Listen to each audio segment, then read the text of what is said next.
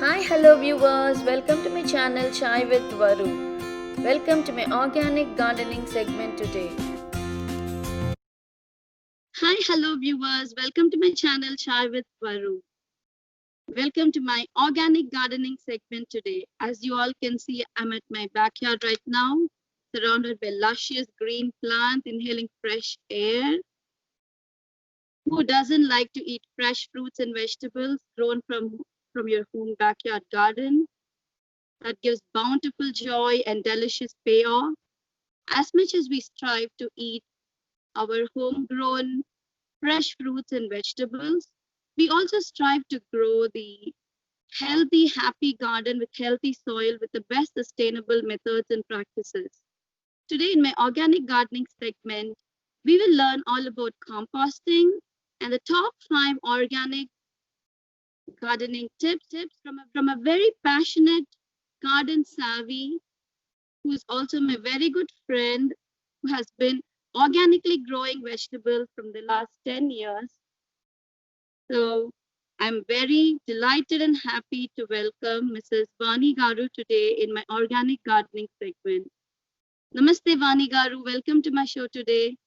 Namaste, Andy. Thank you for welcoming to your channel, and it's my pleasure to talk about gardening. I love it, and yeah, thanks for having me in your channel.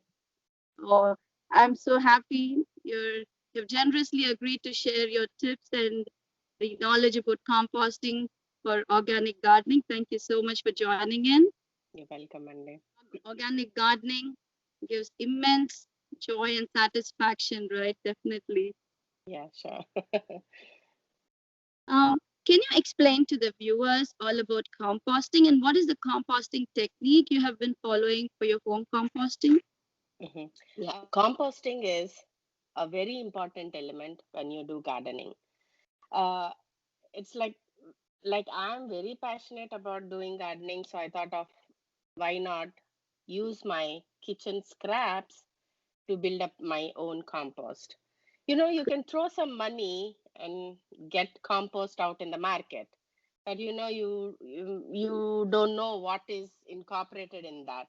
When you do it by yourself, you know what is really incorporated in your compost. Right, right. So composting gives element to the soil, nutrition element to the soil, where it vigorously helps in the growth of the plant. Is a traditional composting, which needs a workout and it takes like 60 days to build up that compost. And the Wow. other one is fermenting type composting, which is called out as a Okay. bokashi composting. And to like fermenting is used to make it a easy lingual, saying that okay, bokashi, what is that bokashi is like. So bokashi is like mainly concentrated on how to ferment your vegetable scraps and use that as a compost to your plants to grow, like natural nutritional element to grow your plants. So for the traditional composting, you need to maintain the ratio of carbon, water, and green. If you miss any of those ratios in those mixing element, it doesn't compost well.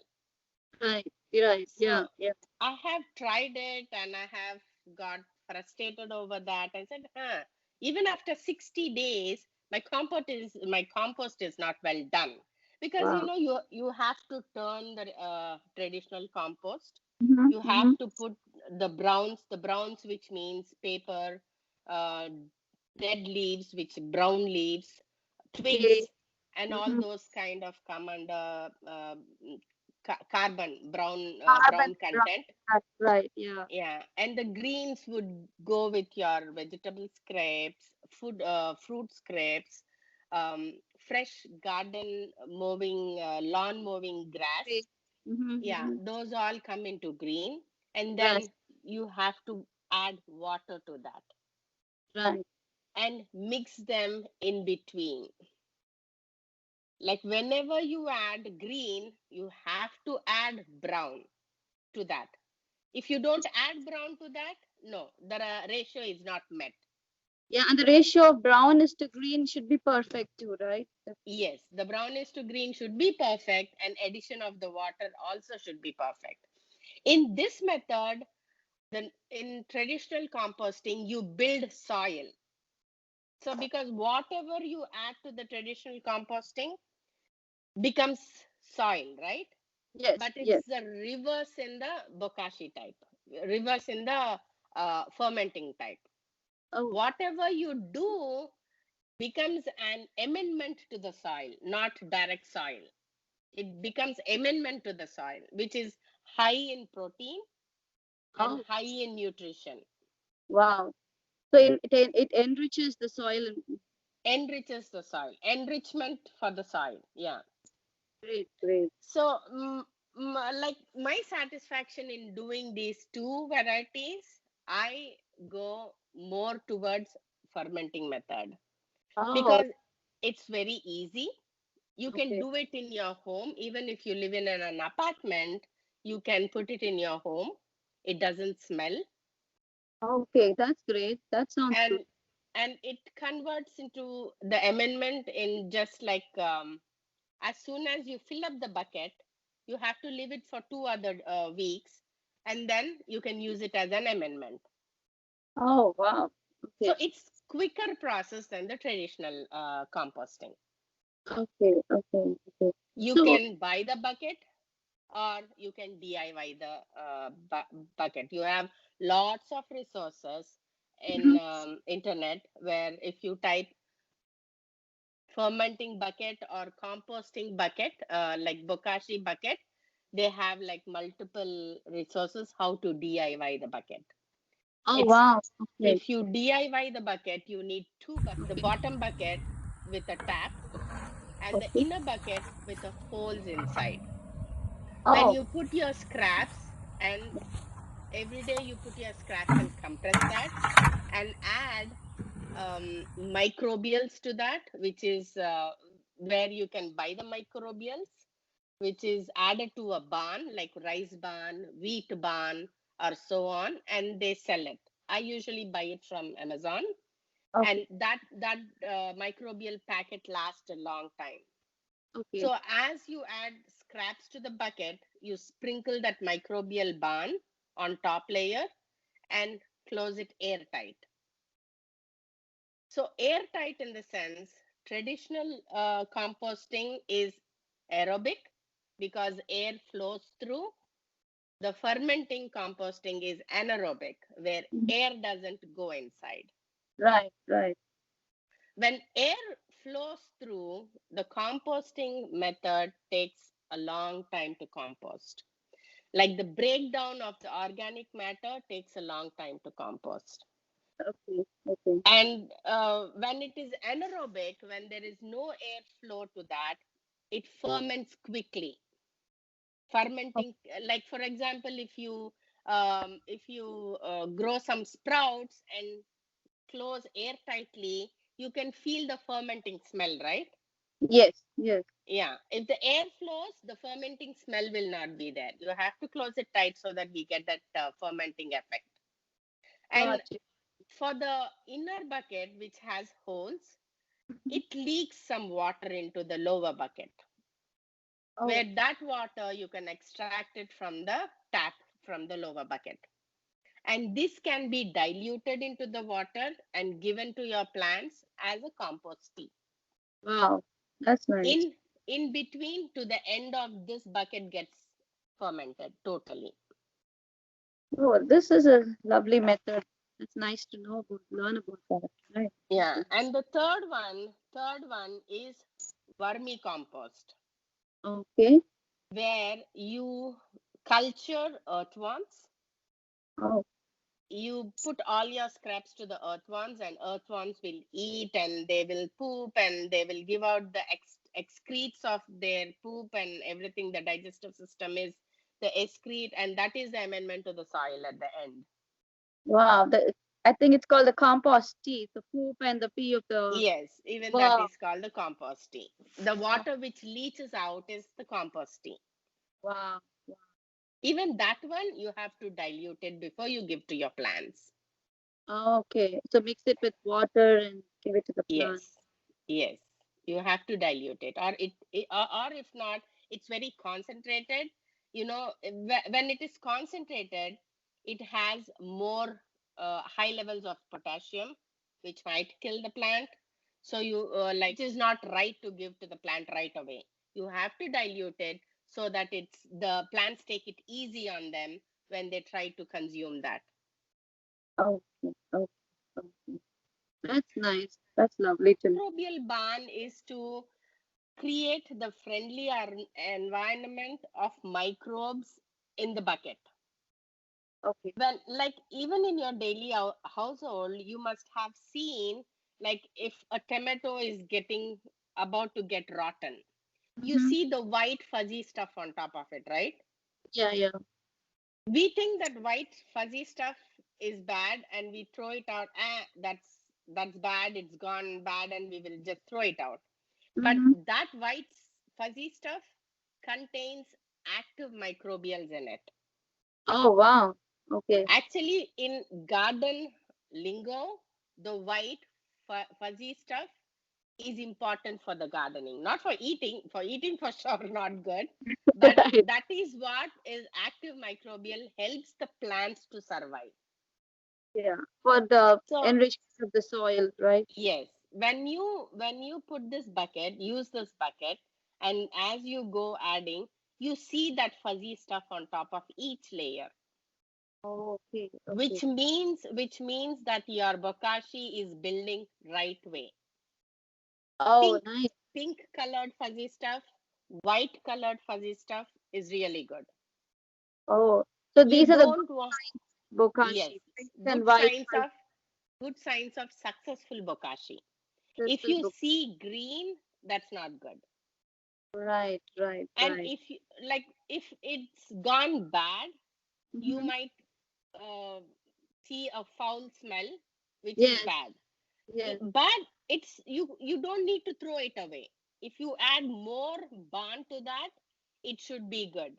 the Oh, the foul smell or the green fuzzy stuff which appears is due to more water content in it. okay. To suppress the water, we add more barn to Yes, absolutely. exhaust. You got the point. To observe that wetness, you add barn microbials to that. That makes it an optimum way to get it processed there. Yes, you're right. Right, right. but That, but when doing this, I made a little change to this, oh, where okay. where instead of adding this microbial band to each and every layer, Mm-hmm. I remembered about my olden days, childhood days, where in the villages we used to pour all the rice washed water, dal washed water into a huge cement container Wow. and dump all the vegetables into that water, and that water is given to the cows to drink. Do you Wow. remember that scenario in your childhood? No, I have not actually experienced it. Yeah. Yeah, because like I am from AP, and that is called kuditinillu. Oh, okay. Okay. Yeah, and those are given to the cattle. Wow. So I remembered that, and I made little changes, and I made an experiment on the bokashi type of composting. So instead of adding the microbial barn, what I Mm-hmm. did is I filled the bucket with water, and Okay. whenever I used to get my scrapes, I used to dump it into the water. Oh. And when I dump it into the water, I just give a quick mix to that, Mm-hmm. and then close the lid. And even it is working the same way as with the traditional bokashi thing, Oh. the original bokashi thing. Oh. Okay. Okay. But So. in this you will see some odd smell in adding into the water. But if you can bear it, that's the same effect. But in bokashi, you will feel the fermented smell, which is vinegar smell. The Right. smell is only the difference, but the output and the amendment strength is the same. Wow. That's nice to know. Good, good. And it's cost free. That is cost free because we don't add a barn, microbial barn to that, right? Right, So right, that right. would be a cost free one. That's nice. Yeah, good. And And when after I take out this water, or Mhm, after I take out the bokashi tea liquid, concentrated liquid, mhm. I add seaweed to that, and I add garden molasses to that, because molasses is one of the important thing where it gives life to the worm worm kingdom in the soil. Wow. Okay. Okay. Molasses, that not eating molasses, or where you get it into the grocery store. You have to find a molasses where it is sulfur free molasses. Okay.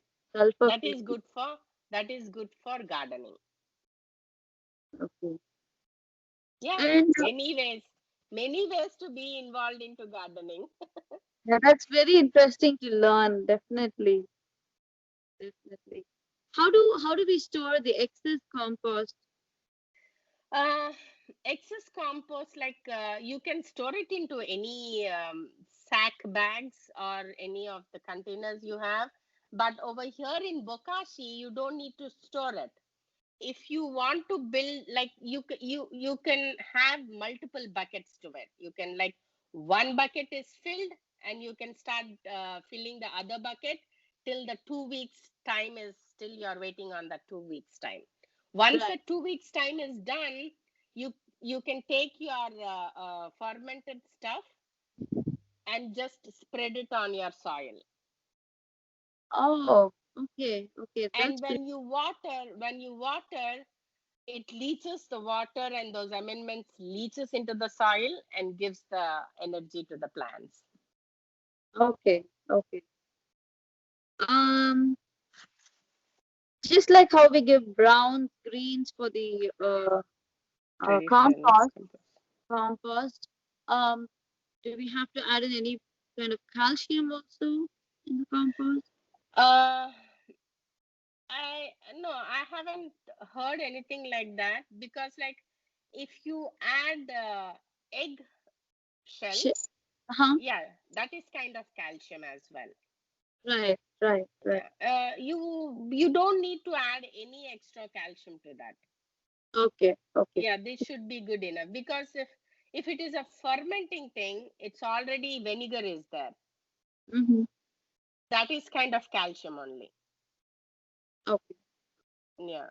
So no, I haven't used any calcium beyond that, Yeah. So other than basically, the Excel. seaweed. Yeah, other than the seaweed, molasses, and maybe Epsom salt. Right. I Right. would use that one, but I wouldn't buy any calcium or anything like that. Okay. Okay. Um, and can we completely rely on bokashi composting for organic gardening without using any other organic fertilizer? Oh yeah, definitely you Oh, can, that's because interesting. I haven't used any organic fertilizer until today. I have used only this one. Oh, Microlife is the best product. okay. Okay. Yeah, they do their organic pallets with alfalfa and all the organic Great to material, know. because So, since you mentioned you're right now doing bokashi technique, I have some. I like to know what are the materials that we should not use in the bokashi compost. yeah, that's a good question. In the traditional composting or in the bokashi fermenting composting, any of the composting, you don't want to give dairy products, Okay. fatty meats, oils, or anything. Even in vermicomposting also, Okay. you are not supposed to add these as your parts to be composting. They need to be composted separately. Okay. Okay. Okay. So Uh, in okay, go and ahead. and pet and pet waste. No to the pet waste. Right. Right. When you mentioned vermicomposting, you said the worm poop and feed the compost tea. Along with that, what is the other material that goes into the vermicompost? No other material, just the worms go into that. Earthworms like red wigglers. Red wigglers are the most active earthworms to like they eat the scraps very quickly than the traditional earthworm. Oh, wow. So in Okay. gardening, they most of them use the red wigglers. Okay. So only add earthworms like 1,000. When you buy in a bag, they come in 1,000 of count. You just add to your scrapes and they work it out and they release the excretes and that would be used into the soil. So how many days would that take to? Uh, that depends upon how quick you're adding your scraps. Oh, Yeah, that depends on how quick you're, how frequently you're adding your scraps to that. okay. So again, in the same way for bokashi composting, how long would that take? Would As long as like the fresh bucket is until you fill up to the top. Like oh, for example, today I cook my food, I used my scrapes, put it into the bucket, compressed it and sprinkled the microbial barn.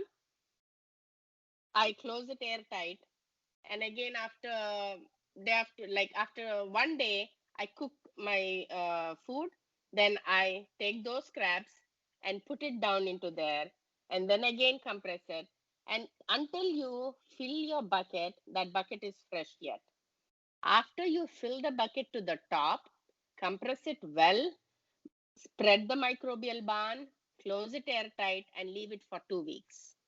wow. Yeah, after 2 weeks the whole bucket, and you don't believe like how much output will be there in that bucket because you're compressing your scraps, right?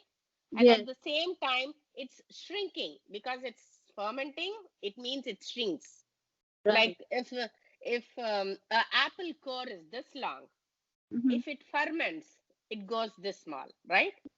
Right, right. So you keep on filling and when you open the bucket and when you flip flop it to see the amount of the amount of the amendment you have gone, you will be surprised, did I use this much of food in there? So Wow. it's a huge amount of amendment will be out produced for you. Well, that's pretty interesting to learn. That's nice. Um, is it possible to do bokashi composting or the traditional composting in winter season? Yes, in anything is possible in doing it. In traditional, it needs to be in the shade only. Put all your dead leaves and browns and greens and food scraps and water them into that and leave it and leave it. It's just you should forget it. You should not go and see every day and say, is this done or not? No, you'll not be Right. satisfied at that moment. You have to forget it beyond 6 months or 8 months or so. Okay, okay, Then okay, it starts to compost from the under, not from the top but from the under. okay, So okay. then you can use it from the down part and work it towards the up part. Oh, So so go for from bottom up. Okay. for bokashi, you can place your bucket indoors, you can place it outside in your garden even in the sun. It it doesn't hurt at all. For the vermicomposting, it needs to be in the shade as well because if it is too hot, your red wigglers may die. Right, right. Yeah. It needs to be shade. So two of the composting methods need shade, and bokashi you can do it in shade or you can throw it out into your garden. Wow, that's nice. Um, and do we get any gas or fumes using the bokashi composting? No, we don't get any gas or fumes because when you open it, it smells like vinegar. Wow, okay. It's such a good scent. Some of them don't like it, but I love it. My kids hate to open that lid, but I love it. I get you It totally. gives that aroma of vinegar. Wow. Okay. Okay. Yeah, Yeah, because in and there's no traditional, fumes or gases to that. because usually in traditional composting, if we go wrong with the ratio of carbon with nitrogen, there are chances of gas or fumes occurring, right? So, That's absolutely right. Yes. But with this one, no, you'll not, you're not releasing any gases which are harmful to the environment. and, from your organic gardening experience as a seasoned and experienced gardener, organic gardener, I like to know your top pick of top 5 organic gardening tips. They, you cannot end with five. There Yes, are multiple, there are definitely. multiple tips to organic gardening. But my one top most tip, like now, like I live in Houston, Texas, where there is an ant problem to our place. Right, right. So even wherever you step out, you see ants nesting. Yes, In any vegetable path or even in the garden, like in the grass, you'll see ants nesting, and which is like, if the ant bite, it's so terrible. So terrible. Yes, to avoid those ants outside with chemicals, they use multiple stuff. But to go organic, you can use cinnamon powder, wow. just sprinkle it on the ant nest and Okay. leave it one day, they will disappear. And Wow. even if they come back, again do some sprinkles on it. Right, right. That's Wow, a that's easy way to get rid of ant hills. wow, that's a very nice tip you've given. I've tried that because I see a lot of them sometimes here. So yeah, I surely will try that. Yeah, and like baking soda also helps in that. And Okay. like I would, for organic gardening, when you do horizontal way, Mm-hmm. what I prefer to do is I rotate my crop. Like Oh, I live in a cul-de-sac, and I have a huge backyard, so I have gone horizontally. So what I do is I rotate my crop every year. In okay. If in one raised bed I have sowed French beans, Mm-hmm. the next year I would sow tomatoes in it. Okay. Okay. Why? Because all the legume plants release nitrogen into the soil.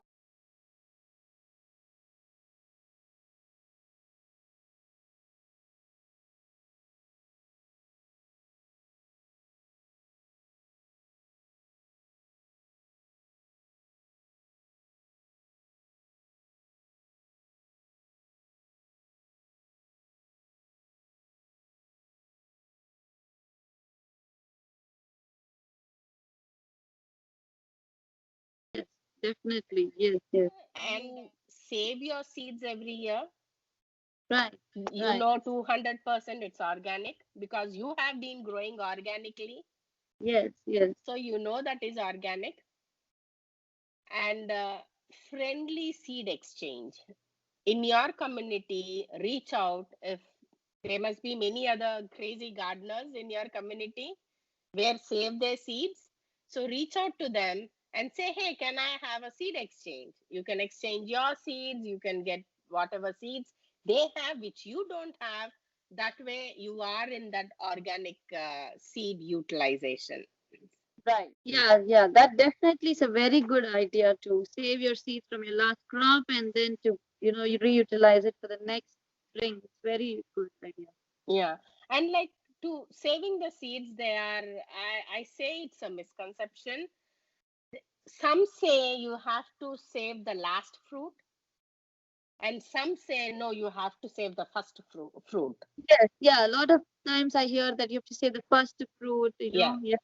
there are different versions to that, and different methodology also. I say Oh, some say first fruit. Why? Because the first fruit is the healthiest, right. because all the energy goes to that first fruit, right?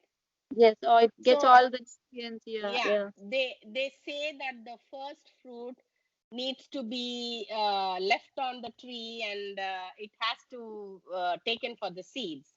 Mhm. But the other opposite methodology to that is, for example, you take okra, the Mhm. easy example. You take okra.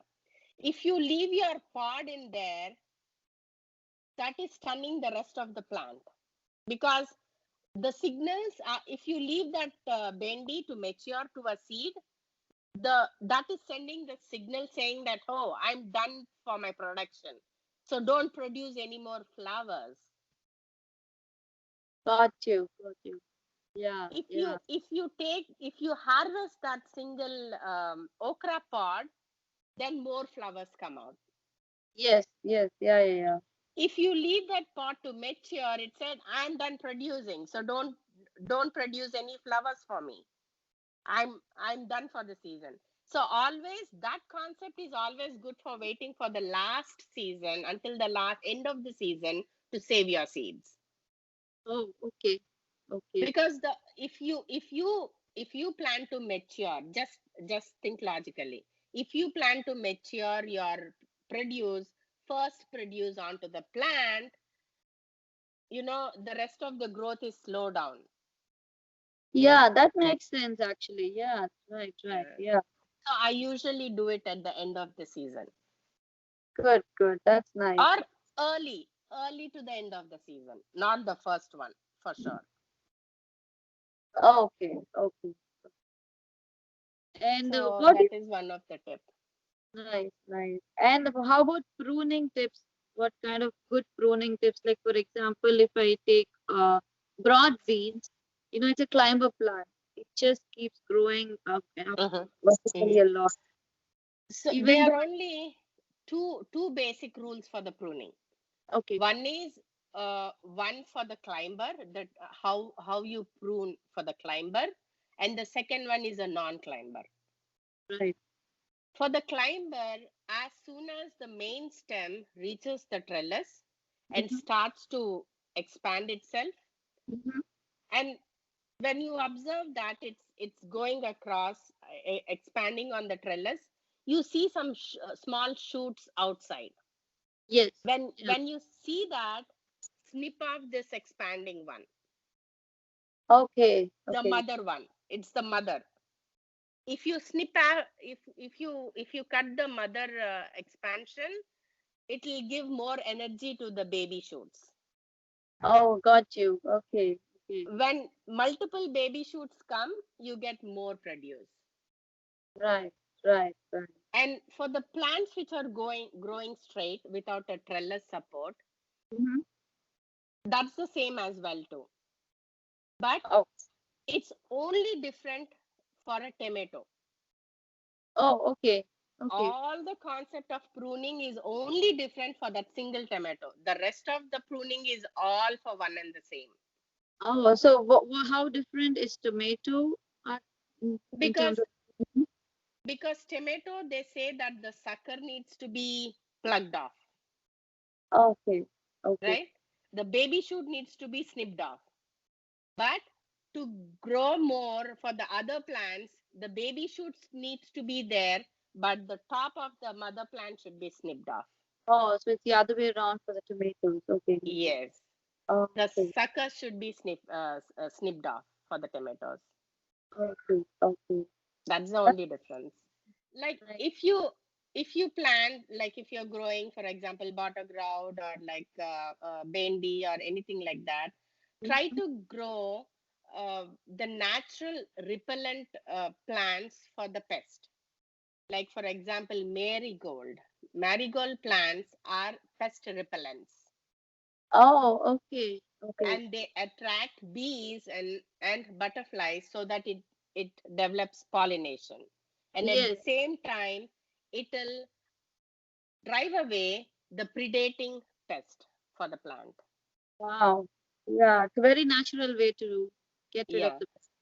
yes. And like in gardening language, they are companion gardening, called as Yeah, companion that's gardening. exactly what I was going to ask you. Yeah, companion gardening is a very helpful way to grow your garden very Yes, well. yes. That's very interesting interacting with you with lovely organic gardening tips Oh, and it's my so much pleasure, information Anna. that you have given regarding composting and the way techniques that you are using, which is very nice to learn about.